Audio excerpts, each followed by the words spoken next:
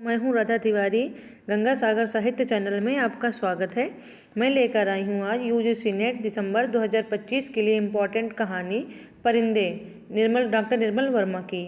इसके पहले हम पूरी कहानी, जितने भी कहानी यूजीसी नेट के सिलेबस में लगी हैं, उसको हम उसका कहानी, उसका प्रकाशन वर्ष और किस पत्रिका में प्रकाशित हुई है, जो बहुत ही महत्वपूर्ण, अगर ऊपरी सतह से क्वेश्चन बनाएगा तो बस इन्हीं से बना लेगा। छोटी सी जानकारी आपके लिए बहुत महत्वपूर्ण रहेगी। इसके सब कहानी पहले वाचन करने के पहले लाइन बाय लाइन, उसके पहले मैं इम्पॉर्टेंट फैक्ट कराती हूँ, दृष्टि वाली बुक से भी उठाती हूँ और बाद में लाइन बाय लाइन तो हम पढ़ते ही हैं। देखते हैं हम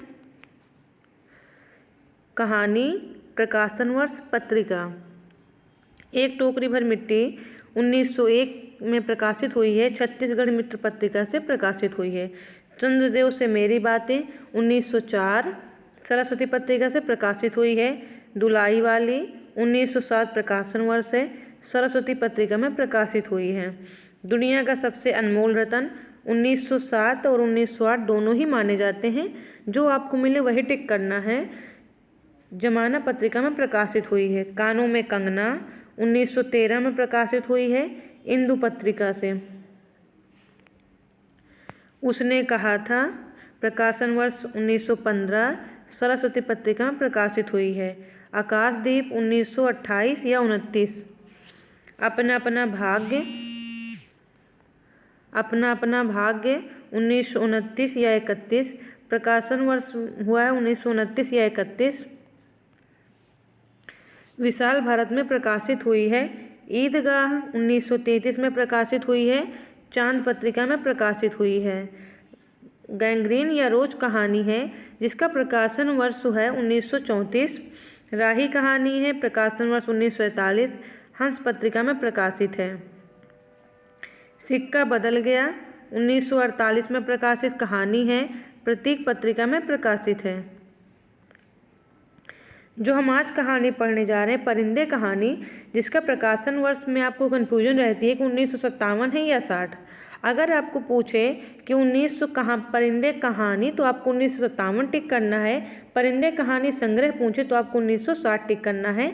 परिंदे का पत्रिका जो है, हंस पत्रिका में परिंदे कहानी प्रकाशित हुई है।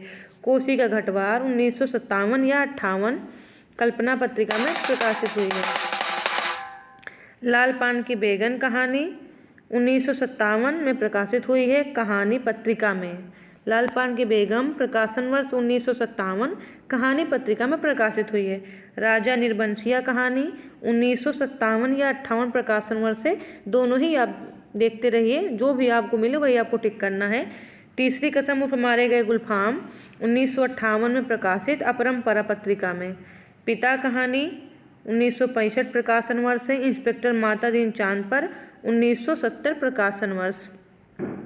अमृतसर आ गया कहानी 1973 हंस पत्रिका में प्रकाशित। इसके बाद हम देख लेते हैं जो जितने कहानीकार लगे हैं आपके यूनिट 7 सिलेबस में, उसमें हमको देखना है कि जो कहानीकार हैं उनका जीवन क्रम एक बार देख लेते हैं, क्योंकि जब राइटर पूछे जाते हैं जीवन क्रम के अकॉर्डिंग, तो आपके सिलेबस में लगे ही राइटर पूछे जाते हैं, चाहे कवि हों चाहे लेखक हों। माधवराव सप्रे 1871, प्रेमचंद 1880, राजेंद्र बाला घोष 1882, चंद्रधर शर्मा गुलेरिया 1883, जयशंकर प्रसाद 1889, राधिका रमण सिंह 1890, सुभद्रा कुमारी चौहान 1904, जैनेन्द्र 1905, अज्ञेय 1911, भीष्म साहनी 1915, फणीश्वर नाथ रेणु 1921, हरिशंकर परसाई 1924, कृष्णा सोप्ती 1925, निर्मल वर्मा 1929, कमलेश्वर 1932, शेखर जोशी 1932, ज्ञान रंजन 1936। इसके बाद अब हम देखते हैं कहानी में जो फैक्ट है, जो दृष्टि वाली बुक से हम एक बार देख लेते हैं। परिंदे कहानी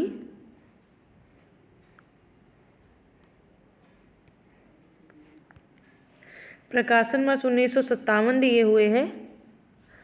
संग्रह है परिंदे 1900, इसमें 59 दिए हुए, गलत दिए हुआ दृष्टि में, आपको 1960 कर लेना है। 1960 पर कहानी संग्रह पूछे तो 1960 है, कहानी पूछे तो 1957 है।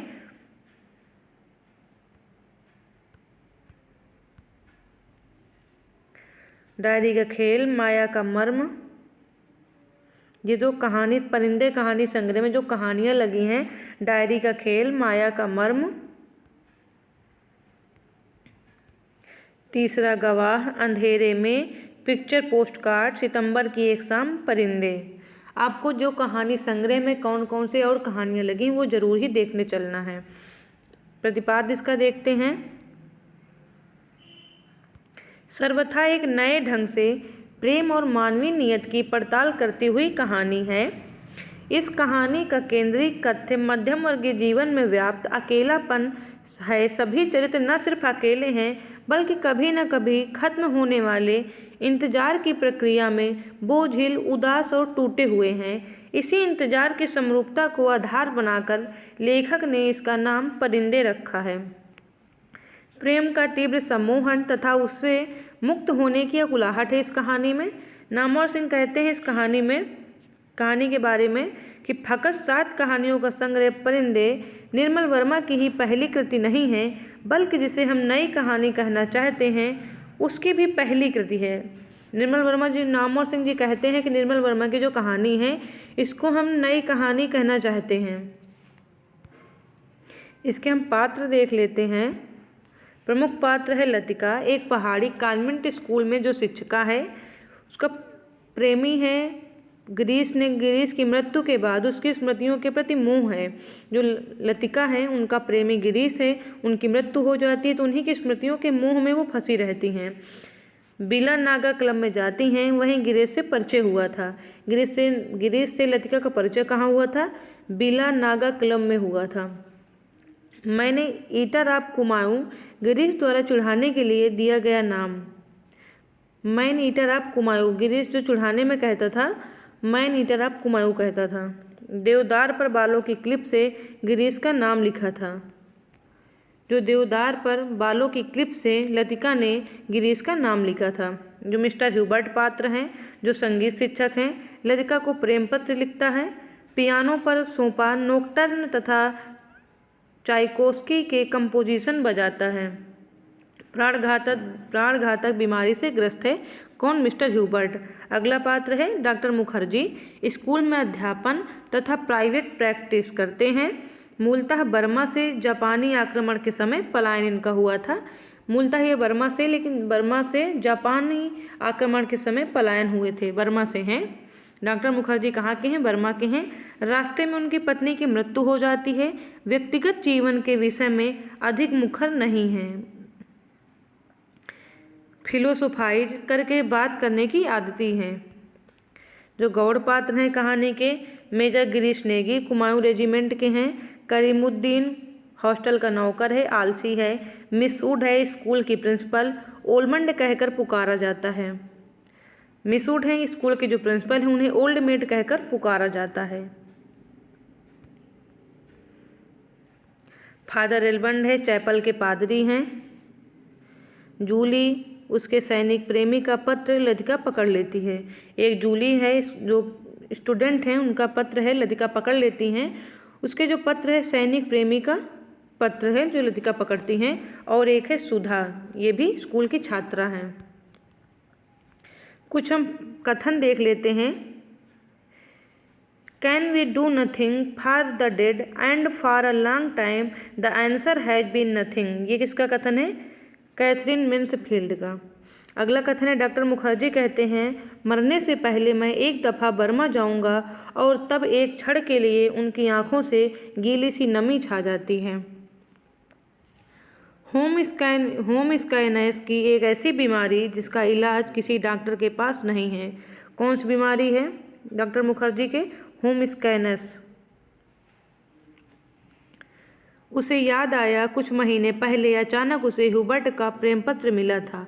भाव की याचना से भरा हुआ पत्र जिसमें उसने न जाने क्या कुछ लिखा था जो कभी उसकी समझ में नहीं आया। उसे ह्यूबर्ट की इस बचकाना हरकत पर हंसी आई थी, किंतु भीतर ही भीतर प्रसन्नता भी हुई थी। उसकी उम्र अभी बीती नहीं है, अभी भी वह दूसरों को अपनी ओर आकर्षित कर सकती है। ह्यूबर्ट का पत्र पढ़कर उसे क्रोध नहीं आया, आई थी केवल ममता। वह चाहती तो उसकी गलतफहमी को दूर करने में देर न लगती। किंतु कोई कोई शक्ति उसे रोके रहती, उसके कारण अपने पर विश्वास रहता है। अपने सुख का भ्रम मानो ह्यूबर्ट की गलतफहमी से जुड़ा है। डॉक्टर मुखर्जी ह्यूबर्ट से कहते हैं कि मैं कभी कभी सोचता हूँ, इंसान जिंदा किस लिए रहता है? क्या उसे कोई और बेहतर काम करने को नहीं मिला? क्या तुमने कभी महसूस किया है कि एक अजनबी की हैसियत से पराई ज़मीन पर मर जाना काफ़ी खौफनाक बात है? ये डॉक्टर मुखर्जी ह्यूबर्ट से कहते हैं, क्योंकि डॉक्टर मुखर्जी बर्मा के हैं। वो ह्यूबर्ट से कहते हैं कि कितनी खौफनाक बात है कि दूसरे जगह के होने के बावजूद पराई ज़मीन पर मरने का खौफ क्या होता है। लीड काइंडली लाइट संगीत के सुर मानो एक ऊंची पहाड़ी पर चढ़कर हाँफती हुई सांसों को आकाश की आबाद शून्यता में बिखेरते हुए नीचे उतर रहे हैं। बारिश की मुलायम धूप चैपल के लंबे चौकोर शीशों पर झलमता रही है, जिसकी एक महीन चमकीली रेखा ईसा मसीह की प्रतिमा पर तिरछी होकर गिर रही है। मोमबत्तियों का धुआं धूप से नीला होकर खींचता हुआ हवा में तिरने लगा। उसे लगा कि जैसे मोमबत्तियों के धूमिल आलोक में कुछ ठोस वास्तविक न रहा हो। चैपल की छत, दीवार और डेस्क पर रखा हुआ डॉक्टर का सुडौल हाथ और पियानो के सुर अतीत की धुंध को भेदते हुए स्वयं उस धुंध का भाग बनते जा रहे हैं। पियानो का हर नोट चिरंतन खामोशी की अंधेरी खो से निकलकर बाहर फैली नीली धुंध को काटता तराशता हुआ एक सा अर्थ खींच लाता है। गिरता हुआ हर पोज एक छोटी सी मौत है, मानो घने छायादार वृक्षों की कांपती छायाओं में कोई पगडंडी गुम हो गई हो। एक छोटी सी मौत जो आने वाले सुरों को अपनी बची खुची गूंजों की सांसें समर्पित कर जाती है, जो मर जाती है किंतु मिट नहीं पाती। मिटती नहीं इसलिए मरकर भी जीवित है, दूसरे सुरों में लय हो जाती है। किसका चिंतन था? ह्यूबर्ट का चिंतन था ये। जो मिस वुड हैं वो डॉक्टर मुखर्जी से कहती हैं, मिस वुड, कि कुछ भी कह लो, अपने देश का सुख कहीं और नहीं मिलता। यहाँ तुम चाहे कितने वर्ष रह लो, अपने को हमेशा अजनबी ही पाओगे। मिस वुड डॉक्टर मुखर्जी से कहती हैं। जो वह याद करती है वही भूलना भी चाहती है, लेकिन जब सचमुच भूलने लगती है तब उसे भय लगता है कि जैसे कोई उसकी किसी चीज़ को उसके हाथों से छीन लिए जा रहा है। ऐसा कुछ जो सदा के लिए खो जाएगा। बचपन में कभी वह अपने किसी खिलौने को खो देती थी तो वह गुमसुम सी होकर सोचा करती थी, कहाँ रख दिया है मैंने। जब बहुत दौड़ धूप करने पर खिलौना मिल जाता तो वह बहाना करती कि अभी उसे खोज ही रही है, कि वह अभी भी मिला नहीं है। जिस स्थान पर खिलौना रखा होता जानबूझकर उसे छोड़कर घर के दूसरे कोने में उसे खोजने का उपक्रम करती, तब खोई हुई चीज़ याद रहती, इसीलिए भूलने का भय नहीं रहता था। डॉक्टर मुखर्जी लतिका से कहते हैं, आज वह उस बचपन के खेल का बहाना क्यों नहीं कर पाती? बहाना शायद करती, उसे याद करने का बहाना जो भूलता जा रहा है। दिन महीने बीते जा रहे हैं, वह उलझती रहती है। अनजाने में गिरीश का चेहरा धुंधला पड़ता जा रहा है। याद वह करती है, किंतु जैसे किसी पुरानी तस्वीर के धूल भरे शीशे को साफ कर रही हो। अब वैसा दर्द नहीं होता, सिर्फ उसको याद करती है जो पहले कभी होता था। तब उसे अपने पर ग्लानि होती है। वह फिर जानबूझकर उस घाव को कुरेदती है जो भरता जा रहा है, खुद ब खुद उसकी कोशिशों के बावजूद भरता जा रहा है। डॉक्टर मुखर्जी लतिका से कहते हैं, वैसे हम सबकी अपनी अपनी जिद होती है। कोई छोड़ देता है, कोई आखिरी तक चिपका रहता है। ये बहुत ही महत्वपूर्ण पंक्ति है, ध्यान रखिएगा कि डॉक्टर मुखर्जी लतिका से कहते हैं, वैसे हम सबकी अपनी अपनी जिद होती है। कोई छोड़ देता है, कोई आखिर तक उससे चिपका रहता है। अगली पंक्ति भी डॉक्टर मुखर्जी की लतिका से ही है। किसी चीज़ को न जानना यदि गलत है तो जानबूझकर पाना हमेशा जोंक की तरह उससे चिपटे रहना यह भी गलत है। बर्मा से आते हुए मेरी पत्नी की मृत्यु हुई थी।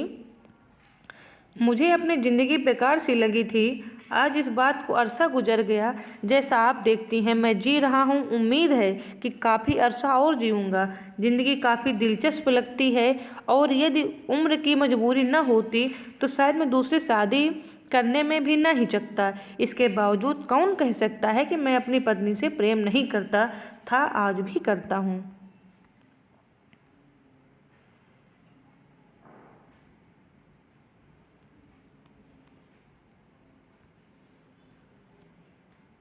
हम दृष्टि वाली बुक से कर चुके हैं।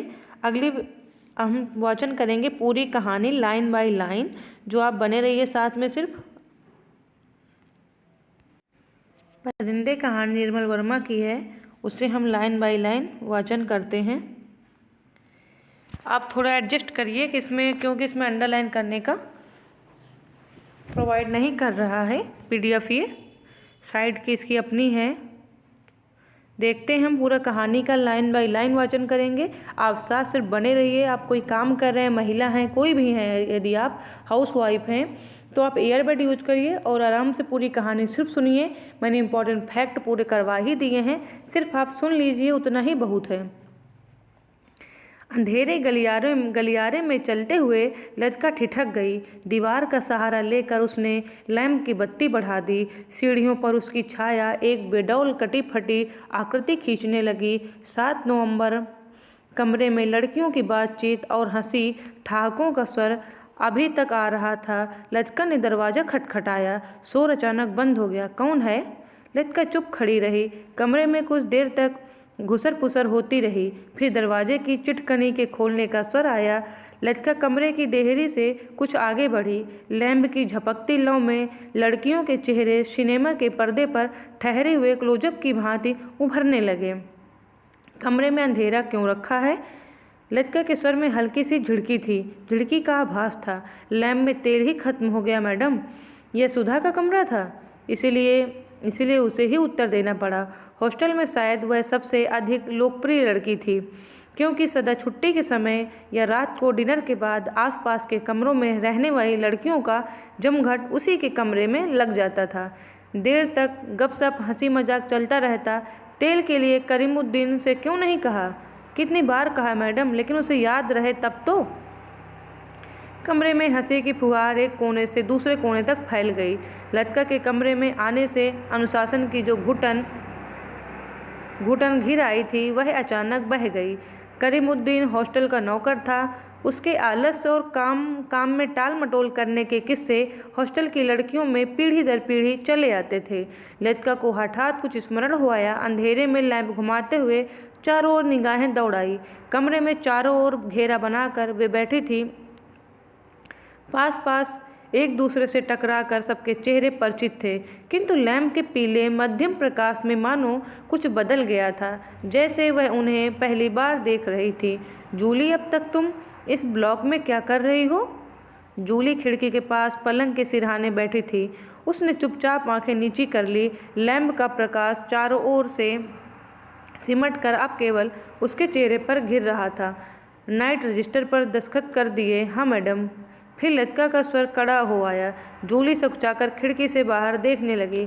जब से लतिका इस स्कूल में आई हैं, उसने अनुभव किया है कि हॉस्टल के इस नियम का पालन डांट फटकार के बावजूद नहीं होता। मैडम, कल से छुट्टियां शुरू हो जाएंगी, इसीलिए आज रात हम सब ने मिलकर, और सुधा पूरी बात न कहकर हेमंती की ओर देखते हुए मुस्कुराने लगी। हेमंती के गाने का प्रोग्राम है, आप भी कुछ देर बैठिए ना। लतिका को उलझन मालूम हुई। इस समय यहाँ आकर उसने इनके मज़े को किरकिरा कर दिया।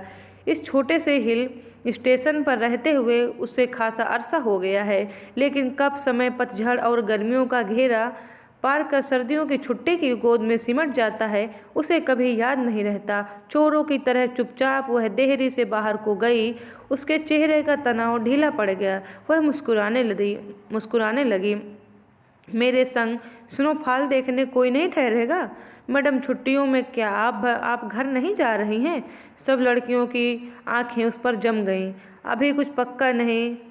I love the snowfall. Latika को लगा कि यही बात उसने पिछले साल भी कही थी, और शायद पिछले से पिछले साल भी। उसे लगा मानो लड़कियां कुछ उसे संदेह की दृष्टि से देख रही हैं, मानो उन्होंने उसकी बात पर विश्वास नहीं किया। उसका सिर चकराने लगा, मानो बादलों का स्याह झुरमुट किसी अनजाने कोने से उठकर उसे अपने में डुबो लेगा। वह थोड़ा सा हंसी, फिर धीरे धीरे से सर को झटक दिया। जूली, तुमसे कुछ काम है। अपने ब्लॉक में जाने से पहले मुझसे मिल लेना। Well good night. लतिका ने अपने पीछे दरवाज़ा बंद कर दिया। Good night madam, good night. गलियारे की सीढ़ियां न उतर कर लतिका रेलिंग के सहारे खड़ी हो गई। लैंप की बत्ती को नीचे घुमाकर कोने में रख दिया। बाहर की धुंध की नीली तहें बहुत घनी हो चली। लान पर लगे हुए चीड़ के पत्तों की सरसराहट हवा के झोंकों के संग कभी तेज कभी धीमी होकर भीतर बह आती थी। हवा में सर्दी का हल्का सा आभास पाकर लतिका के दिमाग में कल से शुरू होने वाली छुट्टियों का ध्यान भटक आया। उसने आंखें मूंद ली। उसे लगा कि जैसे उसकी टांगें बांस की लकड़ियों की तरह उसके शरीर में बंधी हैं, जिसकी गांठें धीरे धीरे खुलती जा रही हैं। सिर की चकराहट अभी मिटी नहीं थी, मगर अब जैसे वह भीतर न होकर बाहर फैली हुई धुंध बन गई थी।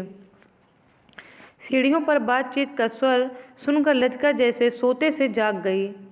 शाल को कंधे पर समेटा और लैंप उठा लिया।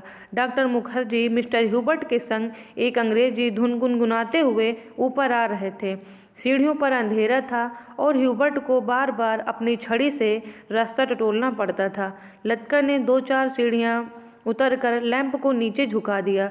Good evening doctor, good evening mister Hubert. Thank you miss Latika. Hubert के स्वर में कृतज्ञता का भाव था। सीढ़ियाँ चढ़ने से उनकी सांसें तेज हो रही थी और वह दीवार से लगे हुए हाँफ रहे थे। लैंप की रोशनी में उनके चेहरे का पीलापन कुछ तांबे के रंग के जैसा हो गया था। यहाँ अकेली क्या कर रही हो मिस लतिका? डॉक्टर ने होठों के भीतर से सीटी बजाई। चेकिंग करके लौट रही थी। आज इस वक्त ऊपर कैसे आना हुआ मिस्टर ह्यूबर्ट? ह्यूबर्ट ने मुस्कुराकर अपनी छड़ी डॉक्टर के कंधों से झुला दी। इनसे पूछो, यही मुझे ज़बरदस्ती घसीट लाए हैं। मिस लतिका, हम आपको निमंत्रण देने आ रहे थे। आज रात मेरे कमरे में एक छोटा सा कंसर्ट होगा, जिसमें मिस्टर ह्यूबर्ट शोपा और चाइकोस्की के कंपोजिशन बजाएंगे। ये इम्पॉर्टेंट फैक्ट दृष्टि वाली में आपको मिला था कि मिस्टर ह्यूबर्ट क्या बजाएंगे, शोपा और चाइकोस्की के कंपोजिशन बजाएंगे, और फिर क्रीम कॉफ़ी भी पी जाएगी। और उसके बाद अगर समय रहा तो पिछले साल हमने जो गुनाह किया है उन्हें हम सब मिलकर कन्फेस करेंगे। डॉक्टर मुखर्जी के चेहरे पर भारी मुस्कान खेल गई। डॉक्टर, मुझे माफ़ करें, मेरी तबीयत कुछ ठीक नहीं है। चलिए, यह ठीक रहा, फिर तो आप वैसे भी मेरे पास आती। डॉक्टर ने धीरे धीरे से लतिका के कंधों पर पकड़कर अपने कमरे की तरफ मोड़ दिया। डॉक्टर मुखर्जी का कमरा ब्लॉक के दूसरे सिरे पर छत से जुड़ा हुआ था। वह आधे बर्मी थे, जिसके चिन्ह उनकी थोड़ी दबी हुई नाक और छोटी छोटी चंचल आँखों से स्पष्ट थे। बर्मा पर जापानियों का आक्रमण होने के बाद वह इस छोटे से पहाड़ी शहर पर आ बसे थे। प्राइवेट प्रैक्टिस के अलावा वह कॉन्वेंट स्कूल में हाइजीन फिजियोलॉजी भी पढ़ाया करते थे। क्या पढ़ाते थे डॉक्टर? हाइजीन फिजियोलॉजी भी पढ़ाया करते थे, और इसीलिए उनको स्कूल के हॉस्टल में ही एक कमरा रहने के लिए दे दिया गया था। कुछ लोगों का कहना था कि बर्मा से आते हुए रास्ते में उनकी पत्नी की मृत्यु हो गई, लेकिन इस संबंध में निश्चित रूप से कुछ कहा नहीं जा सकता, क्योंकि डॉक्टर स्वयं कभी अपनी पत्नी की चर्चा नहीं करते।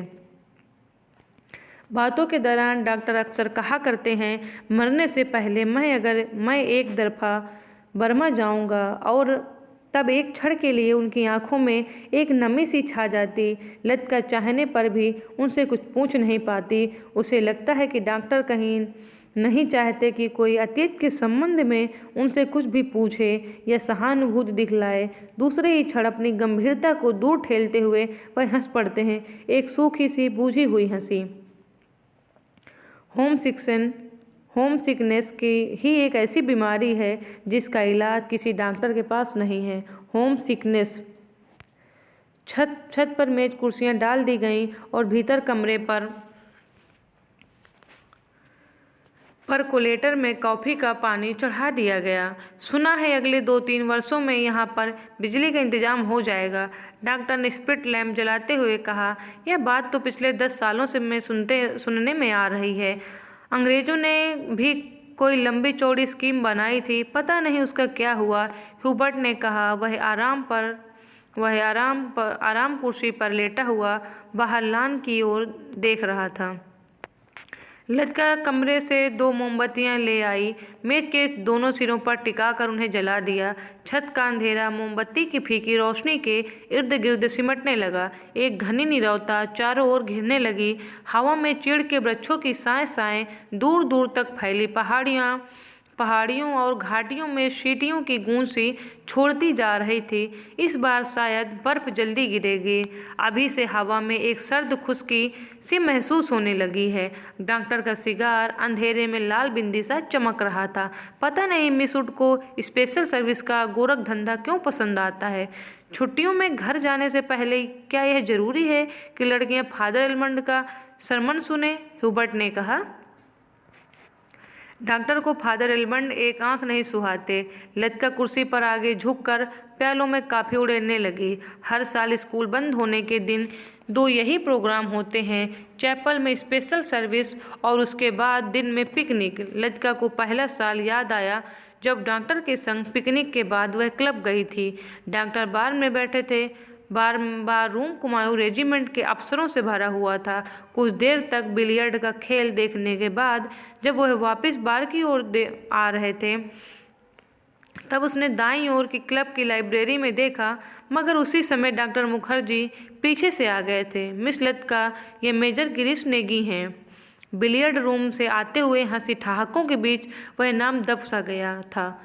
वह किसी किताब के बीच में उंगली रखकर लाइब्रेरी की खिड़की से बाहर देख रहा था। हेलो डॉक्टर, वह पीछे मुड़ा। तब उस क्षण न जाने क्यों लतिका का हाथ कांप गया और कॉफ़ी की कुछ गर्म बूंदें उसकी साड़ी पर छलक गईं। अंधेरे में किसी ने नहीं देखा कि लतिका के चेहरे पर एक उनीदा रीतापन घिराया है। हवा की झोंकों से मोमबत्तियों की लौ फड़कने लगी। छत से भी ऊंची काठगोदाम जाने वाली सड़क पर यूपी रोडवेज की आखिरी बस डाक लेकर जा रही थी। बस की हेडलाइट्स में आसपास फैली हुई झाड़ियों की छायाएं घर की दीवार पर सरकती हुई गायब होने लगी। मिस लतिका, आप इस साल भी छुट्टियों में यहीं रहेंगी? डॉक्टर ने पूछा। डॉक्टर का सवाल हवा में टंगा रहा। उसी क्षण पियानो पर सौंपा का नोकटर ह्यूबर्ट की उंगलियों के नीचे से फिसला हुआ धीरे धीरे छत के अंधेरे में घुलने लगा, मानो जल पर कोमल स्वप्निल उर्मियाँ भंवरों का झिलमिलाता जाल बुनती हुई दूर दूर किनारों तक फैलता जा रही है। लतिका को लगा कि जैसे कहीं बहुत दूर बर्फ की चोटियों से परिंदों के झुंड नीचे अनजान देशों की ओर उड़े जा रहे हैं। इन दिनों अक्सर उसने अपने कमरों की खिड़की से उन्हें देखा। धागे में बंधे चमकीले लट्टुओं की तरह वे एक लंबी टेढ़ी मेढ़ी कतार में उड़ जाते हैं, पहाड़ों की सुनसान नीरवता से परे उन विचित्र शहरों की ओर जहाँ शायद वह कभी नहीं जाएगी।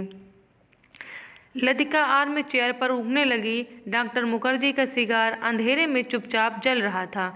डॉक्टर को आश्चर्य हुआ कि लतिका न जाने क्या सोच रही है, और लतिका सोच रही थी कि क्या वह बूढ़ी होती जा रही है। उसके सामने स्कूल की प्रिंसिपल मिस वुड का चेहरा धूम गया, पोंपला मुंह, आंखों के नीचे झूलती हुई मांस की थैलियाँ, जरा जरा सी बात पर चिढ़ जाना, कर्कश आवाज में चीखना, सब उसे ओल्ड मेट कहकर पुकारते हैं। कुछ वर्षों के बाद वह भी हूबहू वैसी ही बन जाएगी। लतिका के समूचे शरीर में झुरझुरी सी दौड़ गई, मानो अनजाने में उसने किसी गलीज वस्तु को छू लिया हो।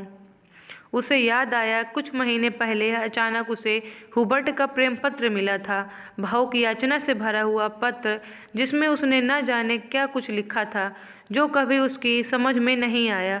उसे ह्यूबर्ट की इस बचकाना हरकत पर हंसी आई थी, किंतु भीतर ही भीतर प्रसन्नता भी हुई थी। उसकी उम्र अभी बीती नहीं है, वह अभी भी दूसरों को अपनी ओर आकर्षित कर सकती है। ह्यूबर्ट का पत्र पढ़कर उसे क्रोध नहीं आया, आई थी केवल ममता। वह चाहती तो उसकी गलतफहमी को दूर करने में देर न लगती, किंतु कोई शक्ति उसे रोके रहती है। उसके कारण अपने पर विश्वास रहता है, अपने सुख का भ्रम मानो ह्यूबर्ट की गलतफहमी से जुड़ा है। ह्यूबर्ट ही क्यों, वह क्या किसी को चाह सकेगी उस अनुभूति के संग जो अब नहीं रही, जो छाया सी उस पर मंडराती रहती है, न स्वयं मिटती है न उसे मुक्ति दे पाती है। उसे लगा जैसे बादलों का झुरमुट फिर उसके मस्तिष्क पर धीरे धीरे छाने लगा है। उसकी टांगें फिर निर्जीव शिथिल सी हो गई है। वह झटके से उठ खड़ी हुई।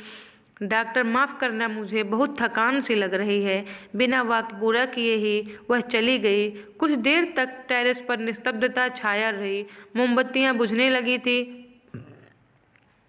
डॉक्टर मुखर्जी ने सिगार का नया कस लिया। सब लड़कियां एक जैसी होती हैं, बेवकूफ़ और सेंटिमेंटल।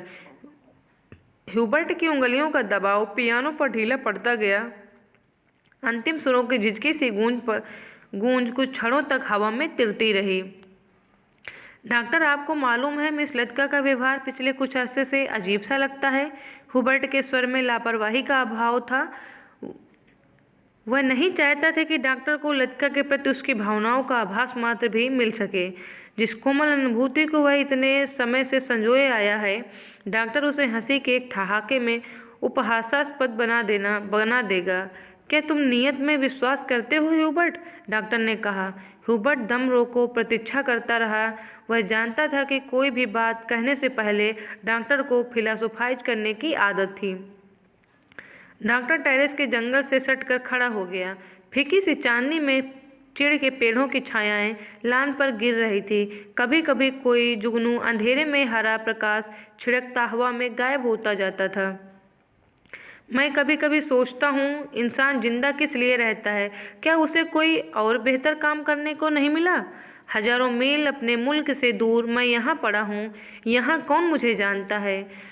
यही शायद मर भी जाऊँगा। ह्यूबर्ट, क्या तुमने कभी महसूस किया है कि एक अजनबी की हैसियत से पराई जमीन पर मर जाना काफ़ी खौफनाक है? ये कौन कहता है? मिस्टर ह्यूबर्ट से डॉक्टर मुखर्जी कहते हैं। ह्यूबर्ट विस्मित सा डॉक्टर की ओर देखने लगा। उसने पहली बार डॉक्टर मुखर्जी को इस पहलू को देखा। अपने संबंध में वह अक्सर चुप रहते थे, कोई पीछे नहीं। यह बात मुझ में एक अजीब किस्म की बेफिक्री पैदा कर देती थी। लेकिन कुछ लोगों की मौत अंत तक पहेली बनी रहती है। शायद वे जिंदगी से बहुत उम्मीद लगाते थे। उसे ट्रेजिक भी नहीं कहा जा सकता, क्योंकि आखिरी दम तक उन्हें मरने का एहसास नहीं होता। डॉक्टर, आप किसका जिक्र कर रहे हैं? ह्यूबर्ट ने परेशान होकर पूछा। डॉक्टर कुछ देर तक चुपचाप सिगार पीता रहा। फिर मुड़कर वह मोमबत्तियों की बुझती हुई लौ को देखने लगा। तुम्हें मालूम है, किसी समय लतिका बिला नागा क्लब जाया करती थी। गिरीश नेगी से उसका परिचय वहीं हुआ था। कश्मीर जाने से एक रात पहले उसने मुझे सब कुछ बता दिया था। मैं अब तक लतिका से मुलाकात के बारे में कुछ नहीं कह सका हूँ, किंतु उस रात कौन जानता था कि वापस नहीं लौटेगा। और अब क्या फ़र्क पड़ता है? Let the dead die. Doctor की सूखी सर्द हंसी में खोखली सी शून्यता भरी थी। कौन? गिरीश नेगी कुमायूं रेजिमेंट में कैप्टन था। डॉक्टर, क्या लतिका? ह्यूबर्ट से आगे कुछ नहीं कहा गया। उसे शायद आया वह पत्र जो उसने लतिका को भेजा था, कितना अर्थहीन और उपहासास्पद, जैसे उसका एक एक शब्द उसके दिल को कचोट रहा हो। उसने धीरे धीरे पियानो पर सिर टिका दिया। लतिका ने उसे क्यों नहीं बताया? क्या वह इसके योग्य भी नहीं था? लतिका तो बच्ची है, पागल। मरने वालों के संग खुद थोड़े ही मरा जाता है। कुछ देर तक चुप रहकर डॉक्टर ने अपने प्रश्न को फिर दोहराया। लेकिन ह्यूबर्ट, क्या तुम नियति पर विश्वास करते हो? डॉक्टर मुखर्जी पूछते हैं। लेकिन ह्यूबर्ट, क्या तुम नियति पर विश्वास करते हो? हवा के हल्के झोंके से मोमबत्तियां एक बार प्रज्वलित होकर बुझ गईं।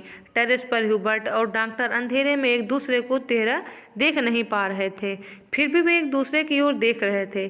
कॉन्वेंट स्कूल से कुछ दूर मैदान में मैदानों में बहते पहाड़ी नाले का स्वर आ रहा था। वह बहुत देर बाद कुमाऊं रेजिमेंट सेंटर की बिगुली सुनाई दिया तो ह्यूबर्ट हड़बड़ा कर खड़ा हो गया। अच्छा चलता हूँ doctor, good night. Mister Hubert हड़बड़ा कर खड़ा हो गया, कहता है अच्छा चलता हूँ doctor, good night. Good night Hubert, मुझे माफ़ करना, मैं सिगार खत्म करके उठूँगा। सुबह बदली छाई थी। लतिका ने खिड़की खोलते ही धुंध का गुब्बारा सा भीतर घुस आया, जैसे रात भर दीवार के सहारे सर्दी में ठिठुरता हुआ वह भीतर आने की प्रतीक्षा कर रहा हो। स्कूल से ऊपर चैपल जाने वाली सड़क बादलों में छिप गई थी। केवल चैपल का क्रॉस धुंध के पर्दे पर एक दूसरे को काटती हुई पेंसिल की रेखाओं के सा दिखाई दे जाता था। लतिका ने खिड़की से आंखें हटाई तो देखा कि करीमुद्दीन चाय की ट्रे लिए खड़ा है। करीमुद्दीन मिलिट्री में अर्दली रह चुका था, इसलिए ट्रे मेज पर रखकर अटेंशन की मुद्रा में खड़ा हो गया। लतिका झटके से उठी। सुबह से आलस करके कितनी बार वह जागकर सो चुकी है। अपनी खिसियाहट मिटाने के लिए लतिका ने कहा, बड़ी सर्दी है, आज बिस्तर छोड़ने को जी नहीं चाहता। अजी मेम साहब, अभी क्या सर्दी आई है, बड़े दिनों में देखना कैसे दांत कटकटाते हैं। और करीमुद्दीन अपने हाथों को बगलों में डाले हुए इस तरह सिकुड़ गया जैसे उन दिनों की कल्पना मात्र से उसे जाड़ा लगना शुरू हो गया हो। गंजे सिर पर दोनों तरफ के उसके बाल खिजाब लगाने से कत्थई रंग के भूरे हो गए थे।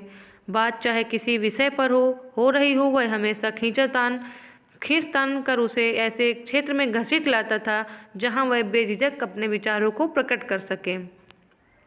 ये करीमुद्दीन की बात चले कि उसकी आदत कैसी थी। एक दफ़ा तो यहाँ लगातार इतनी बर्फ़ गिरी थी कि भुवाली से लेकर डांग बंगले तक सारी सड़कें जाम हो गई थी। कहाँ से? भुवाली से लेकर डांग बंगले तक इतनी बर्फ़ भी थी मेम साहब की पेड़ों की टहनियाँ तक सिकुड़कर तनों से लिपट गई थी, बिल्कुल ऐसे जय। और करीमुद्दीन नीचे झुककर मुर्गा सा बन गया। कब की बात है? लतिका ने पूछा। कब की बात है? अब यह जो जोड़ की हिसाब करके ही पता चलेगा मेम साहब, लेकिन इतना याद है कि उस वक्त अंग्रेज बहादुर यहीं थे। कंटोनमेंट की इमारत पर कौमी झंडा नहीं लगा था। बड़े जबर थे अंग्रेज। 2 घंटे में ही सारी सड़कें साफ करवा दी। उन दिनों एक सीटी बजाते ही 50 घोड़े वाले जमा हो जाते थे। अब तो सारे सेट खाली पड़े हैं। वे लोग अपनी खिदमत भी करवाना चाहते हैं। अब तो सब उजाड़ हो गया है। करीमुद्दीन उदास भाव से बाहर देखने लगा। आज वह पहली बार नहीं है जब लतिका करीमुद्दीन से उन दिनों की बातें सुन रही है, जब अंग्रेज बहादुर ने इस स्थान को स्वर्ग बना रखा था। आप छुट्टियों में इस साल भी यहीं रहेंगे मेम साहब? दिखता तो कुछ ऐसा ही है करीमुद्दीन। तुम्हें फिर तंग होना पड़ेगा। क्या कहती हैं मेम साहब? आपके रहने से हमारा भी मन लग जाता है, वरना छुट्टियों में तो यहाँ कुत्ते लौटते हैं। तुम जरा मिस्त्री से कह देना कि इस कमरे की छत की मरम्मत कर जाएं। पिछले साल बर्फ़ का पानी दरारों से टपकता रहता था। लतिका को याद आया कि पिछले सर्दियों में जब कभी कभी बर्फ़ गिरती थी तो उसे पानी से बचने के लिए रात भर कमरे के कोने में सिमट कर सोना पड़ता था। करीमुद्दीन चाय की ट्रे उठाता हुआ बोला, ह्यूबर्ट साहब तो शायद कल ही चले जाएं। कल रात उनकी तबीयत फिर खराब हो गई थी। आधी रात के वक्त मुझे जगाने आए थे। कहते थे छाती में तकलीफ है, उन्हें यह मौसम रास नहीं आता। कह रहे थे लड़कियों की बस में वह भी कल ही चले जाएंगे। करीमुद्दीन दरवाज़ा बंद करके चला गया। लतिका की इच्छा हुई कि वह ह्यूबर्ट के कमरे में जाकर उनकी तबीयत की पूछताछ कर आए, किंतु फिर वह न जाने क्यों स्लीपर पैरों में ही टंगे रहे और खिड़की के बाहर बादलों को उड़ता हुआ देखती रही। ह्यूबर्ट का चेहरा जब उसे देखकर सहमा सा दयनीय हो जाता है, तब लगता है कि वह अपनी मूक निरीह याचना से उसे कोस रहा है। न वह उसकी गलतफहमी को दूर करने का प्रयत्न कर पाती है, न उसे अपनी व्यवस्था की सफाई देने का साहस होता है। उसे लगता है कि इस जाले से बाहर निकलने के लिए वह धागे के जिस सिरे को पकड़ती है वह खुद ब खुद एक गांठ बनकर रह जाता है। बाहर बूंदाबांदी होने लगती है। कमरे की टिन की छत खटखट बोलने लगी। लतिका पलंग से उठ खड़ी हुई, बिस्तर को तहा कर बिछाया, फिर पैरों से स्लीपरों को घसीटते हुए वह बड़े आईने तक आई, उसके सामने स्टूल पर बैठकर बालों को खोलने लगी, किंतु कुछ देर तक कंघी बालों में ही उलझी रही। वह गुमसुम हो शीशे में अपना चेहरा ताकती रही। करीमुद्दीन को यह कहना याद ही नहीं रहा कि धीरे धीरे आग जलाने की लकड़ियां जमा कर ले। इन दिनों सस्ते दामों पर सूखी लकड़ियां मिल जाती हैं। पिछले साल तो कमरा धुंध से भर जाता था, जिसके कारण कपकपाते जाड़े में भी उसे खिड़की खोल कर ही सोना पड़ता था। आईने में लतिका ने अपना चेहरा देखा। वह मुस्कुरा रही थी। पिछले साल अपने कमरे की सीलन और ठंड से बचने के लिए कभी कभी वह मिस उठ के खाली कमरे में चोरी चुपके सोने चली जाया करती थी। मिस उठ का कमरा बिना आग के भी गर्म रहता था। उनके गदीले सोफे पर लेटते ही आंख लग जाती थी। कमरा छुट्टियों में खाली पड़ा रहता है, किंतु मिस उठ से इतना नहीं होता कि 2 महीनों के लिए उसके हवाले कर जाएं। हर साल कमरे में ताला ठोक जाती हैं। वह तो पिछले साल गुसल खाने में भी सांकल देना भूल गई थी, जिसे लतिका चोर दरवाजे के रूम से में इस्तेमाल करती रही थी। पहले साल अकेले में उसे बड़ा डर सा लगता था। छुट्टियों में सारे स्कूल और हॉस्टल के कमरे साए साए करने लगते हैं।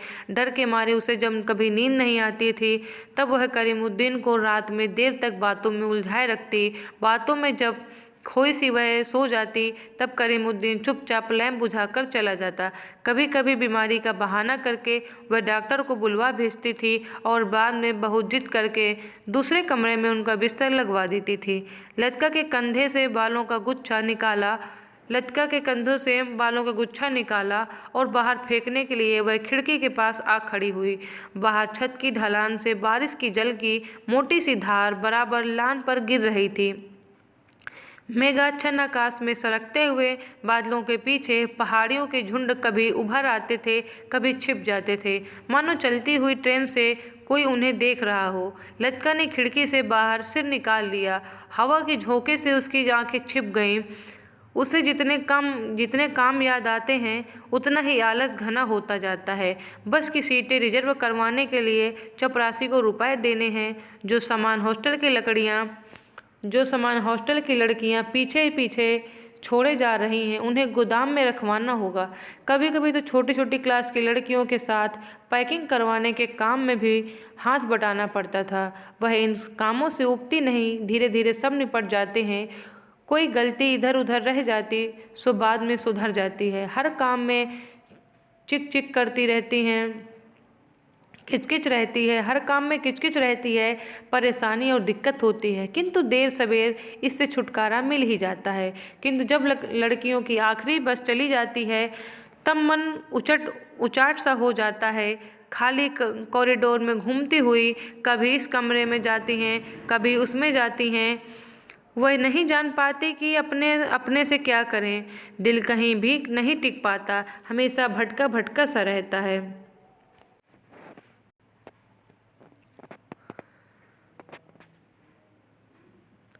इस सब के बावजूद जब कोई सहज भाव में पूछ बैठता है, मिस लतिका, छुट्टियों में आप घर नहीं जा रही, तब वह क्या कहे। डिग डोंग डिंग स्पेशल सर्विस के लिए स्कूल चैपल के घंटे बजने लगे थे। लतिका ने अपना सिर खिड़की के भीतर कर लिया। उसने झटपट साड़ी उतारी और पेटीकोट में ही कंधे पर तौलिया डाले गुसल खाने पर घुस गई। Left right left left cantonment जाने वाली पक्की सड़क पर 4-4 की पंक्ति में कुमाऊं रेजिमेंट के सिपाहियों की एक टुकड़ी मार्च कर रही थी।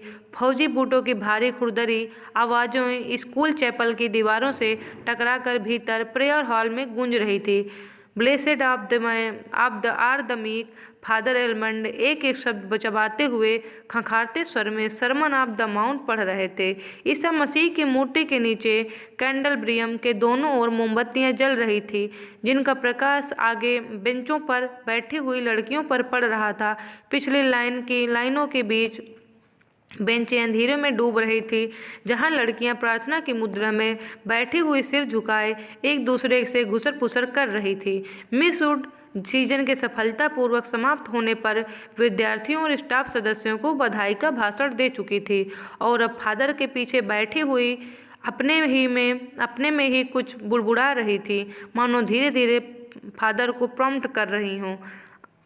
अमीना, फादर एलमंड ने बाइबिल मेज पर रख दी और प्रेयर बुक उठा ली। हाल की खामोशी क्षण भर के लिए टूट गई। लड़कियों ने खड़े होते हुए जानबूझकर बेंचों के पीछे को धकेला।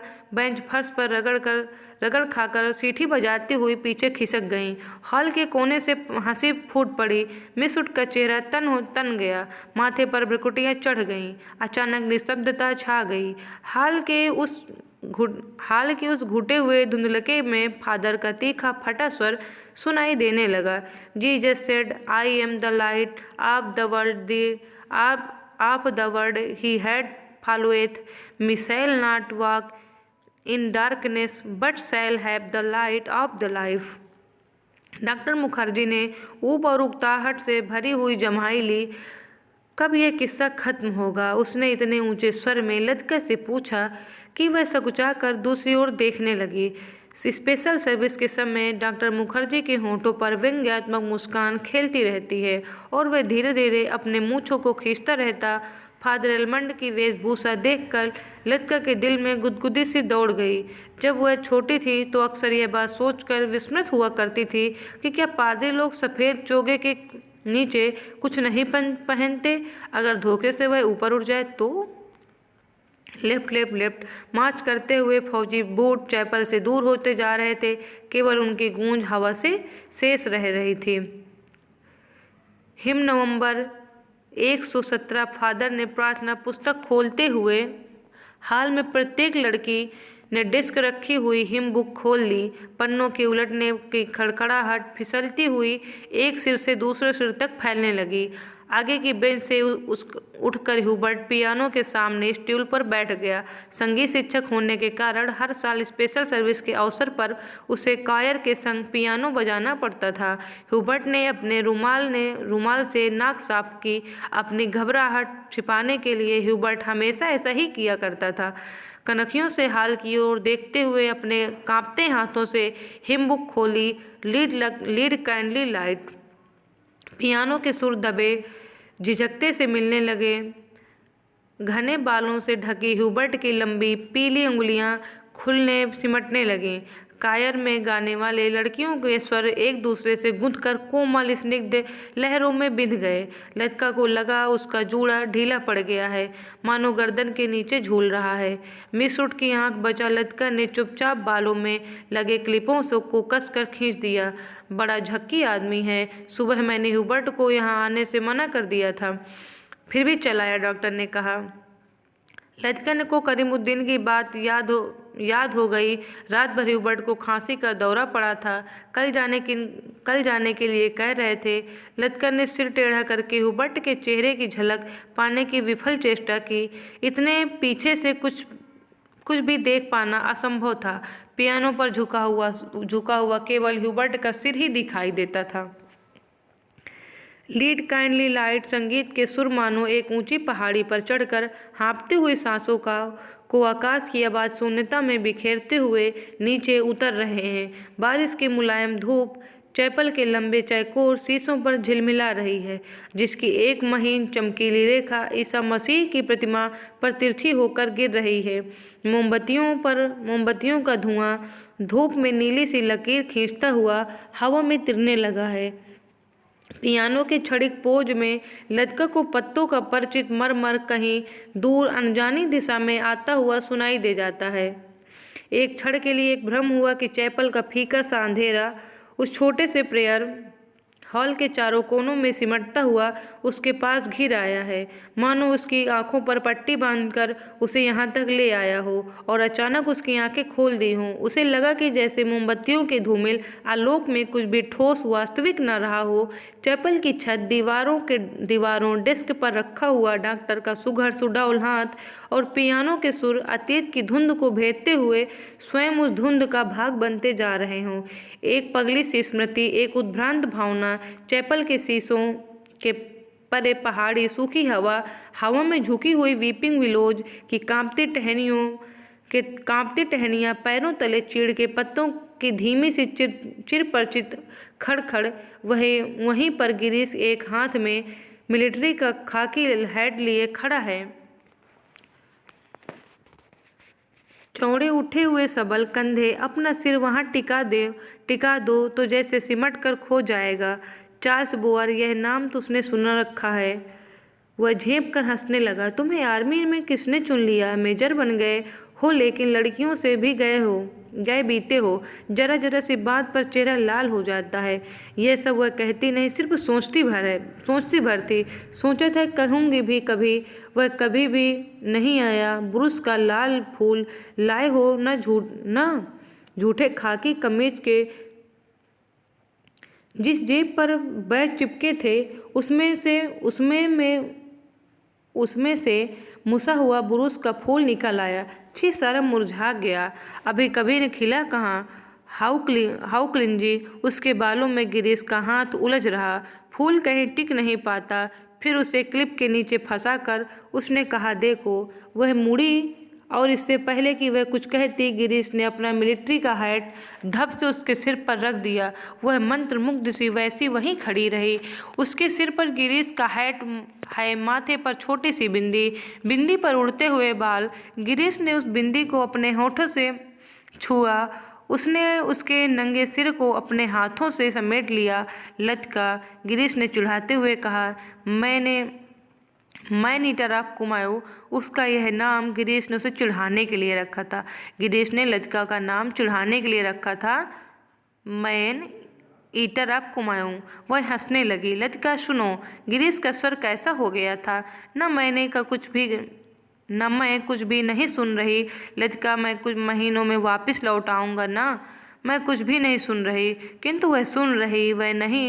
वह नहीं जो गिरीश कह रहा है, किंतु वह जो नहीं कहा जा रहा है, जो उसके बाद कभी नहीं कहा गया। Lead kindly light. लड़कियों का स्वर पियानो के सुरों में डूबा हुआ गिर रहा है, उठ रहा है। ह्यूबर्ट ने सिर मोड़कर लचका को निमिष भर देखा। आंखें मूंदे ध्यान मग्न प्रस्तर मूर्ति सी वह स्थिर निश्चल खड़ी थी। क्या यह भाव उसके लिए है? क्या लचका ने ऐसे क्षणों में उसे अपना साथी बनाया है?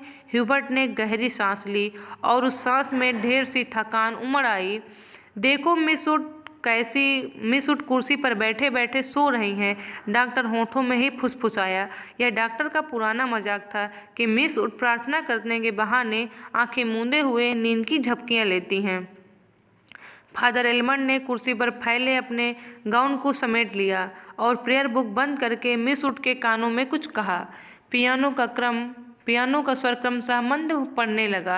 ह्यूबर्ट की अंगुलियां ढीली पड़ने लगीं। सर्विस के समाप्त होने से पूर्व मिस उड ने आर्डर पढ़कर सुनाया, बारिश होने की आशंका से आज के कार्यक्रम में कुछ आवश्यक परिवर्तन करने पड़े थे। पिकनिक के लिए झूला देवी के मंदिर जाना संभव नहीं हो सकेगा। किसके मंदिर? झूला देवी के मंदिर। इसलिए स्कूल से कुछ दूर मीडोज में ही सब लड़कियां नाश्ते के बाद जमा होंगी। सब लड़कियों का दोपहर का लंच हॉस्टल किचन से ही ले जाना होगा। केवल शाम की चाय मीडोज में बनेगी। पहाड़ों की बारिश का क्या भरोसा। कुछ देर पहले धुआंधार बादल गरज रहे थे। सारा शहर पानी में भीगा ठिठुर रहा था। अब धूप में नहाता नीला आकाश धुंध की ओर से बाहर निकलता हुआ फैल रहा था। लचका ने चैपल से बाहर आते हुए देखा। वीपिंग बिलोज की भीगी शाखाओं से धूप में चमकती हुई बारिश की बूंदें टपक रही थी। लड़कियां चैपल से बाहर निकलकर छोटे छोटे गुच्छे बनाकर कॉरिडोर में जमा हो रही थी। नाश्ते के लिए अभी पौन घंटा पड़ा था और उनमें से अभी कोई भी लड़की हॉस्टल जाने के लिए इच्छुक नहीं थी। छुट्टियां भी शुरू नहीं हुई थी, किंतु शायद इसीलिए वे इन चंद बचे खुचे क्षणों में अनुशासन के भीतर भी मुक्त होने का भरपूर आनंद उठा लेना चाहती थी। मिस उड को लड़कियों का यह गुलगपाड़ा अखरा, किंतु फादर एलमंड के सामने वह उन्हें डांट फटकार नहीं सकी। अपनी झुंझलाहट दबाकर वह मुस्कुराते हुए बोली, कल सब चली जाएंगी, सारा स्कूल वीरान हो जाएगा। फादर एलमंड का लंबा ओजपूर्ण चेहरा चैपल की घुटी हुई गरमाई से लाल हो उठा। कॉरिडोर के जंगलों पर अपनी छड़ी लटकाकर वह बोले, छुट्टियों में के पीछे हॉस्टल में कौन रहेगा? पिछले 2-3 साल से मिस लचका ही रह रही हैं और डॉक्टर मुखर्जी छुट्टियों में कहीं नहीं जाते, डॉक्टर तो सर्दी गर्मी यहीं रहते हैं। मिसुड ने विस्मय से फादर की ओर देखा। वह समझ नहीं सकी कि फादर ने डॉक्टर का प्रसंग क्यों छेड़ दिया। डॉक्टर मुखर्जी छुट्टियों में कहीं नहीं जाते। 2 महीने की छुट्टियों में बर्मा जाना काफ़ी कठिन है फादर। मिसुड हंसने लगी। मिसुड पता नहीं आप क्या सोचती हैं, मुझे तो मिस लतिका का हॉस्टल में अकेले रहना कुछ समझ में नहीं आता। लेकिन फादर, मिसुड ने कहा, यह तो कॉन्वेंट स्कूल का नियम है कि कोई भी टीचर छुट्टियों में अपने खर्चे पर हॉस्टल पर रह सकते हैं। मैं फिलहाल स्कूल के नियम की बात नहीं कर रहा। मिस लतिका डॉक्टर के संग यहाँ अकेले ही रह जाएंगी। और सच पूछिए मिसुड, डॉक्टर के बारे में मेरी राय कुछ अच्छी नहीं है। फादर, आप कैसी बात कर रहे हैं? मिस लतिका बच्चा थोड़ी है। मिसुड को ऐसी आशा नहीं थी कि फादर एल्बर्ट अपने दिल में ऐसी दकियानूसी भावना को स्थान देंगे। फादर एल्मंड कुछ हतप्रभ से हो गए। बात पलटते हुए बोले, मिसुड, मेरा मतलब यह नहीं था। आप तो जानते हैं कि मिस लतिका और उस मिलिट्री अफसर को लेकर एक अच्छा खासा स्कैंडल बन गया था। स्कूल की बदनामी होने में क्या देर लगती है? वह बेचारा तो अब नहीं रहा। मैं उसे जानती थी फादर, ईश्वर उसकी आत्मा को शांति दे। मिसुड ने धीरे धीरे अपनी दोनों बाहों से क्रॉस किया। फादर एल्मंड को मिसुड की मूर्खता पर इतना अधिक क्षोभ हुआ कि वह उनके आगे कुछ नहीं बोला गया। डॉक्टर मुखर्जी से उनकी कभी नहीं पटती, इसीलिए मिसुड की आंखों में वह डॉक्टर को नीचे दिखाना चाहते थे। किंतु मिसुड लतिका का रोना ले बैठी। आगे बात बढ़ाना व्यर्थ था। उनकी छड़ी को जंगले से उठाया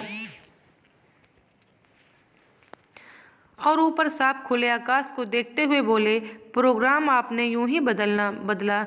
मिसुड, अब क्या बारिश होगी?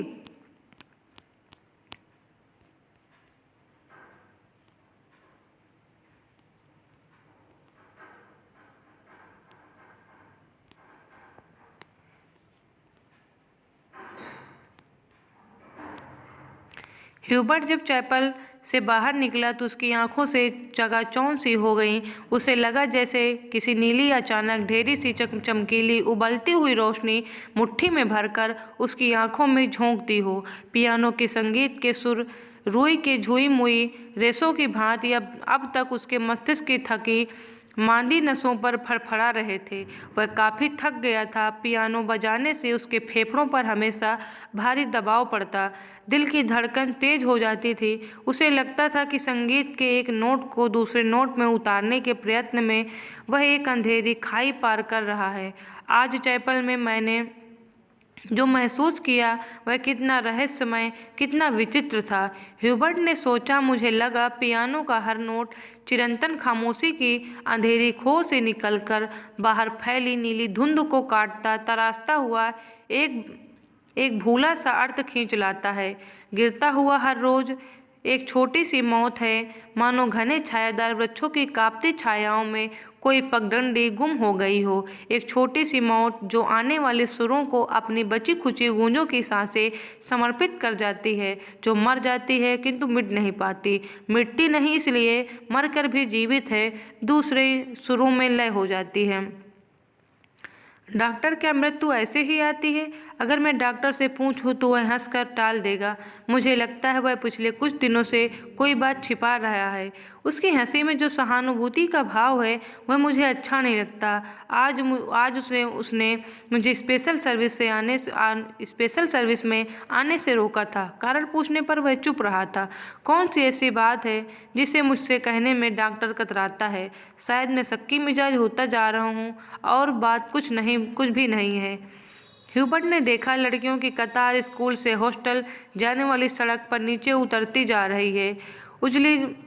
उजली धूप में उनके रंग बिरंगे रिबन, हल्की आसमानी रंग की फ्रॉकें और सफ़ेद पेटियां चमक रही हैं। सीनियर कैम्ब्रिज की कुछ लड़कियों ने चैपल की वाटिका के गुलाब के फूलों को तोड़कर अपने बालों में लगा लिया।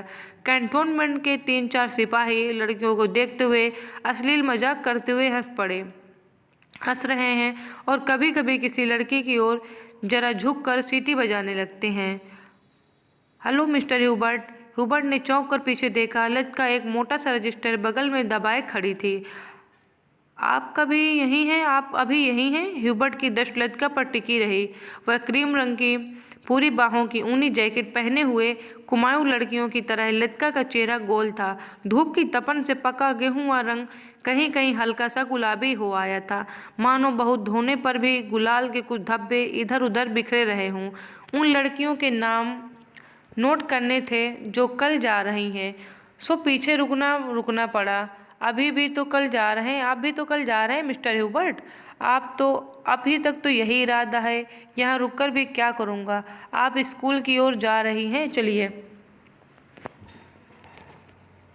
पक्की सड़क पर लड़कियों की भीड़ जमा थी, इसीलिए वे दोनों पोलो ग्राउंड का चक्कर काटते हुए पगडंडी से नीचे उतरने लगे। हवा तेज हो चली। चीड़ के पत्ते हर झोंके के संग टूट टूट कर पगडंडी पर ढेर लगाते जाते थे। ह्यूबर्ट रास्ता बनाने के लिए अपनी छड़ी से उन्हें बुहार कर दोनों ओर बिखेर देता था। लतिका पीछे खड़ी हुई देखती रहती थी। अल्मोड़ा की ओर से आते हुए छोटे छोटे से बादल रेशमी रुमालों से उड़ते हुए सूरज के मुंह पर लिपटे से जाते थे, फिर हवा में बह निकलते थे। इस खेल में धूप कभी मंद मंद फीकी सी पड़ जाती थी, कभी अपना उजला आंचल खोल कर समूचे शहर को अपने में समेट लेती थी। लतिका तनिक आगे निकल गई। ह्यूबर्ट की सांस चढ़ी थी और वह धीरे धीरे हाँफता हुआ पीछे से आ रहा था। जब वे पोलो ग्राउंड के पवेलियन को छोड़कर सिमिट्री के दाईं ओर मुड़े तो लतिका ह्यूबर्ट की प्रतीक्षा करने के लिए खड़ी हो गई। उसे याद आया छुट्टियों के दिनों में जब कभी कमरे में अकेले बैठे बैठे उसका मन उब जाता था तो वह अक्सर टहलते हुए सिमिट्री तक चली जाती थी। उससे सटी पहाड़ी पर चढ़कर वह बर्फ में ढके देवदार के वृक्षों को देखा करती थी, जिनकी झुकी हुई शाखों से रुई की गोलों से बर्फ नीचे गिरा करती थी। नीचे बाजार जाने वाली सड़क पर बच्चे स्लेट पर फिसला करते थे। वह खड़ी खड़ी बर्फ में छिपी हुई उस सड़क का अनुमान लगाया करती थी जो फादर एलमंड के घर से गुजरती हुई मिलिट्री अस्पताल और डाकघर से होकर चर्च की सीढ़ियों तक जाकर गुम हो जाती थी। जो मनोरंजन एक दुर्गम पहेली को सुलझाने में होता था, वही लतिका को बर्फ में खोए रास्तों को खोज निकालने में होता था। आप बहुत तेज चलती हैं मिस लतिका। थकान से ह्यूबर्ट का चेहरा कुम्हला गया था। माथे पर पसीने की बूंदें छलक आई थी। कल रात आपकी तबीयत क्या कुछ खराब हो गई थी? आपने कैसे जाना? क्या मैं अस्वस्थ दिख रहा हूँ? ह्यूबर्ट के स्वर में हल्की सी खींच का आभास था। सब लोग मेरी सेहत की लेकर क्यों बात शुरू करते हैं? उसने सोचा, नहीं, मुझे तो पता भी नहीं चलता। वह तो सब सुबह करीमुद्दीन ने बातों में जिक्र छेड़ दिया था। लतिका कुछ अप्रतिभ सी हो गई। कोई खास बात नहीं, पुराना दर्द शुरू हो गया था, अब बिल्कुल ठीक है। अपने कथन की पुष्टि के लिए ह्यूबर्ट छाती सीधी करके तेज कदम बढ़ाने लगा। डॉक्टर मुखर्जी को दिखलाया था, वह सुबह आए थे। उनकी बात कुछ समझ में नहीं आती। हमेशा दो बातें एक दूसरे से उल्टी कहते थे कि